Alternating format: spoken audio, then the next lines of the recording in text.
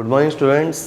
ठीक है, तो पिछले लेक्चर में हमने देखा था कि व्हाट इज़ वेक्टर प्रोडक्ट, जिसे कहते हैं क्रॉस प्रोडक्ट। आज हम देखने वाले हैं उसके कैरेक्टरिस्टिक्स के बारे में। तो सबसे पहले स्टार्ट कर दें यहाँ पे कैरेक्टरिस्टिक्स ऑफ वेक्टर प्रोडक्ट। ठीक है, ये भी एग्जाम में पूछा जाता है।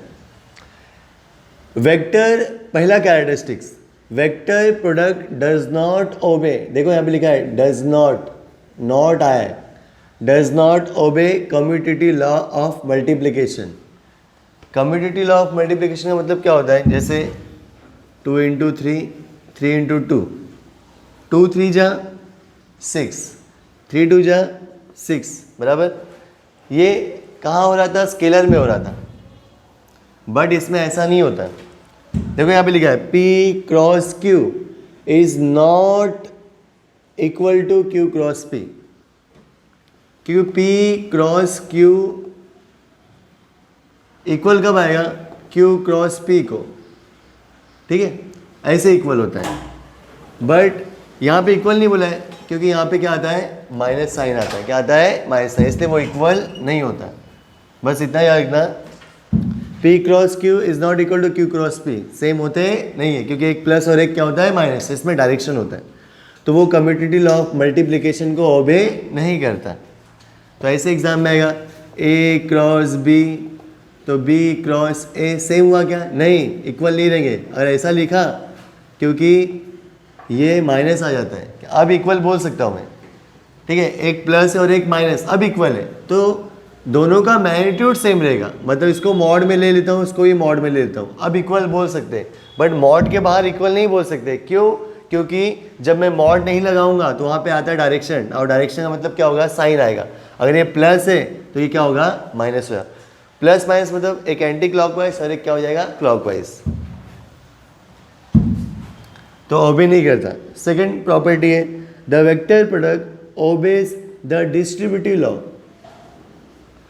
Of multiplication. डिस्ट्रीब्यूटिव लॉ ओबे करता है, मतलब कैसे? जैसे यहाँ पे देखो A क्रॉस ब्रैकेट में B प्लस C है। अब A जो इंटू होगा B से, और एक बार A इंटू होगा C से, तो A क्रॉस B, बीच में प्लस A क्रॉस C। जैसे हम मैथ्स में सॉल्व करते, देखो यहाँ बताता हूँ, x इंटू ब्रैकेट में y प्लस z है। हम सॉल्व करते हैं ना, x से y को इंटू करेंगे और x से z को, x into Y X Y, बीच में क्या है? Plus x into Z X Z, ऐसा। ठीक है, अब आते हैं special cases of cross product. देखो magnitude of two vector is equal to P Q sine theta, ये हमारा फॉर्मूला था। P क्रॉस Q, अगर ये नहीं लिखोगे तो वहाँ पे लिखना पड़ेगा मुझे इन मैग्नीट्यूड। तो ये क्या है? मैग्नीट्यूड है दो वेक्टर का cross, is equal to P Q sine theta. अब इसके स्पेशल केसेस देखने, केस यहाँ पे देखते हैं एक एक करके। ठीक है, ये हमारा फॉर्मूला है। केस वन, केस वन में आते हैं, अगर मान लो दो वेक्टर एक दूसरे को पैरेलल है, ठीक है, तो यहाँ पे आएगा if theta is equal to 0 degree. अगर थीटा 0 है, जो हमने डॉट में पढ़ा था सेम प्रॉपर्टी वैसे यूज कर रहा है। If theta equal to 0 then two vectors are parallel to each other.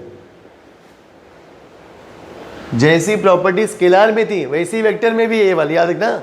If theta equal to 0 then two vectors are parallel to each other. ठीक है, तो फॉर्मूला क्या बनेगा? अब थीटा 0 है तो हमारा फॉर्मूला है P cross Q is equal to P Q sine theta. ध्यान देना, थीटा की वैल्यू कितनी है? 0, यहाँ पे 0 रख दो, तो P cross Q is equal to P Q sine theta की वैल्यू कितनी है? 0, और साइन 0 की वैल्यू कितनी होती है? 0, तो P यही लिख देता हूँ is equal to P Q into sine 0 0, P Q into 0, answer क्या आएगा? 0। तो P cross Q is equal to 0, ये हो गया तुम्हारा आंसर। तो तुम ये केस लिख के डायरेक्ट ये लिख सकते हो कि अगर दो वेक्टर एक दूसरे को पैरेलल होंगे, मतलब ऐसे, तो उनके बीच में एंगल कितना होता है? 0। If theta equal to 0 then two vectors are parallel to each other, तो उनका क्रॉस प्रोडक्ट क्या होगा? 0 होगा। क्या होगा क्रॉस प्रोडक्ट? 0। अगर दो वेक्टर पैरेलल है तो उनका क्रॉस प्रोडक्ट हमेशा याद रखना 0 रहेगा। क्या रहेगा? 0। ये मल्टीपल चॉइस क्वेश्चन में पूछा जाता है, ठीक है। सेकंड केस पे आते हैं, केस 2 पे आते हैं, ठीक है। 0 हो गया। अब आते हैं 180 पे।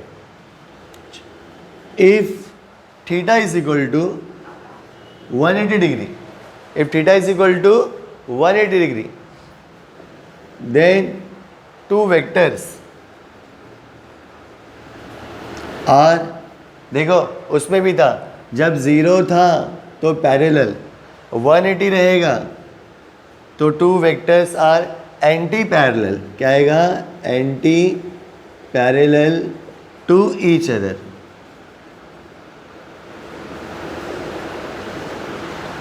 Parallel each other. अब ये कैसे होता है? मेरे हाथों को देखो, ये मेरे हाथ है, अब ये दोनों सेम डायरेक्शन में, ये पैरेलल है। अब दोनों सेम है मतलब 0 एंगल है।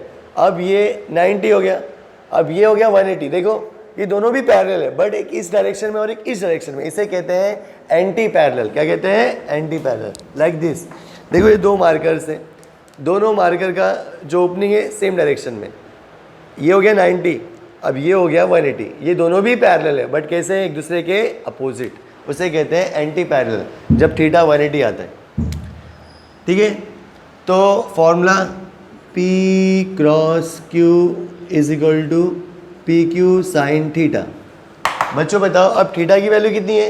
180। यहाँ पे 180 रख दो, तो P cross Q is equal to PQ sine 180। Sine 180 की कीमत कितनी होती है? 0 होती है।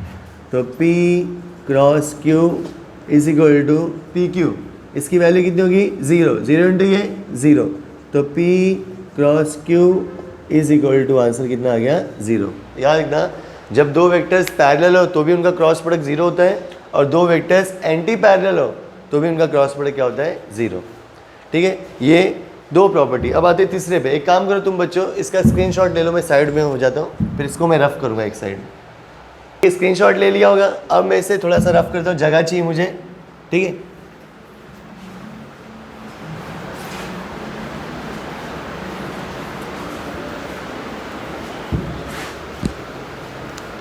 ठीक है, देखो थीटा इक्वल टू 0 हो गया, 180 हो गया। अब आते हैं 90 पे। तो केस 3 में हम देखेंगे if theta is equal to 90, if theta is equal to 90 degree, oh sorry 90 degree, तो क्या होगा? Then two vectors are perpendicular, perpendicular to each other, बराबर। तो क्रॉस प्रोडक्ट कितना होगा? फिर से हम लिखते हैं फॉर्मूला। क्या है formula? P cross Q mod में इज इक्वल टू क्या है? PQ sine theta. तो P क्रॉस Q मॉड में इज इक्वल टू PQ बराबर इनटू साइन थीटा की वैल्यू कितनी है? 90। यहाँ पे आएगा 90, और साइन 90 कितना होता है? 1। तो P cross Q is equal to PQ, इसकी वैल्यू होगी 1, PQ इंटू 1 PQ, तो P cross Q is equal to PQ। ये अगला केस हो गया, ठीक है। अब एक लास्ट केस लेने वाला हूँ, अभी दो केस और है, पर लास्ट में होगा, सेकेंड लास्ट वाले का पूरा बड़ा प्रूफ है। जैसे याद है क्या PQ किया था मैंने, वैसे ही है, ठीक है। तो इसे देख लो। अब हमने देखा थीटा 0, थीटा 90 और थीटा 180 तीनों का। अब मैं तुम्हें एक थोड़ा सा नमूना दिखाता हूँ, इसको मैं रफ करने आ रहा हूँ।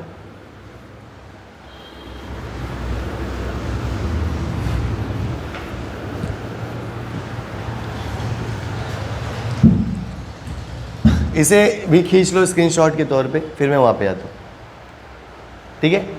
अब ये सर आपने जो बताया theta equal to 0, theta equal to 180 और थीटा इज इक्वल टू 90।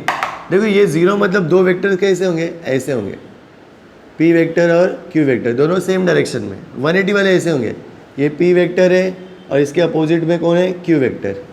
देख रहे हैं ये ऐसे होंगे, ये ऐसे होंगे। अब 90 वाला जो है परपेंडिकुलर वाला, नीचे लिखता हूँ, थीटा इज इक्वल टू 90, मतलब एक वेक्टर ऐसा होगा, दूसरा ऐसा होगा। ये पी वेक्टर और ये क्या होगा, क्यू वेक्टर, उनके बीच में 90। ठीक है, ये अपोजिट है, इसको हम ऐसे ही बता सकते हैं। देखो ऐसे और ऐसे, तो ये 180 होता है। क्या होता है, 180। एक P यहाँ पर है और Q यहाँ पर, इसको बोलते हैं एंटी पैरेलल, इसको बोलते हैं पैरेलल, इसको बोलते हैं परपेंडिकुलर। देख लो ऐसे होता है इमेजिनेशन। ठीक है, अब लास्ट का एक प्रॉपर्टी छोटा सा चौथा बता देता हूँ। 3 प्रॉपर्टी हो गई, अब है फोर्थ प्रॉपर्टी। फोर्थ प्रॉपर्टी बोलते हैं if P vector is equal to Q, अगर P और Q बराबर होगा तो क्या होगा, तो क्या होगा, cross P cross Q is equal to, इसी लेते हैं। अब P की वैल्यू Q रख दो, चलो P क्रॉस Q के जगह पे Q P को बराबर है, इसलिए यहाँ पे P रख दो, या फिर तुम P की जगह पे Q को रख दो। जब भी सेम वेक्टर आएगा और उसका क्रॉस रहेगा तो हमेशा आंसर क्या रहता है, 0। सर ये कैसे आया, reason, because I cross I, J cross J, K cross K। याद है ना, पढ़ाया था, I क्रॉस I सेम रहेगा तो आंसर क्या आता है, 0। अभी दोनों वेक्टर सेम है ना, तो इसका क्रॉस सेम रहेगा और क्रॉस है, मतलब आंसर क्या रहेगा, 0। पिछले वीडियो में बताया था मैंने, इसका प्रूफ करके दिया था। ठीक है, तो ये थे कुछ कैरेक्टरिस्टिक्स 4, और जो 5वीं मेन कैरेक्टरिस्टिक्स है हम बाद में देखेंगे, उसका प्रूफ है पूरा अच्छे से। ठीक है, ओके बाय।